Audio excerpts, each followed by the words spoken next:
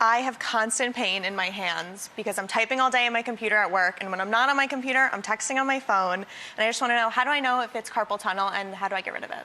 All right. The pain is in your hands. Yeah. Can you tell me where it's hurting you in your hands and what it feels like? I get pain like a lot around my thumb area and like more closer to my wrist.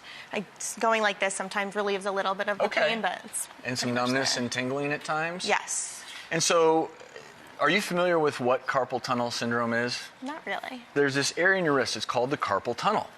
And what travels through the carpal tunnel is something known as the median nerve. And what that nerve innervates is it innervates your thumb, your forefinger here, your middle finger, and then parts of your ring finger. So anyone who's ever hit their funny bone, they know that feeling, that nerve-like pain and sensation. You ever have any sensations like that? Yeah, I do. When it's in a different distribution, but it's along this area. Yeah. So that very well could be some compression of your median nerve. The most important thing I can recommend to anyone out there is prevention's the best medicine with this. Anyone doing repetitive tasks, and you mentioned the texting too. Yeah.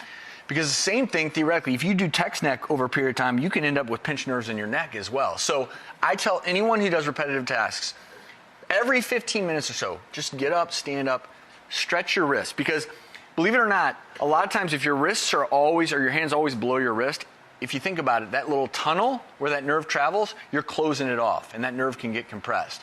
A couple things you can do at home to see if you think you might. Do this with me. This is called the Phelan test, just like this. And you hold this for about a minute. And if over the course of a minute it reproduces some of your symptoms, that can be a sign. And then there's another test that the doctors will sometimes do called a Tyndall test, where they'll tap on your median nerve to see if that reproduces the pain or the numbness and tingling sensation.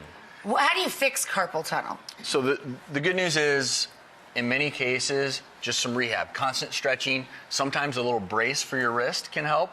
But if it doesn't get any better, that's when you have to go see the doc, because if you leave a nerve compressed over time, and I don't know if you recall this, but I had a compressed nerve in my neck that I ignored for about 3 years, and you can over time lose muscle mass, strength, grip strength, and do some irreversible damage. So that's the big thing with carpal tunnel syndrome. Don't ignore those symptoms over the long term. Stretch. If it doesn't go away, go to the doctor. Another doctor.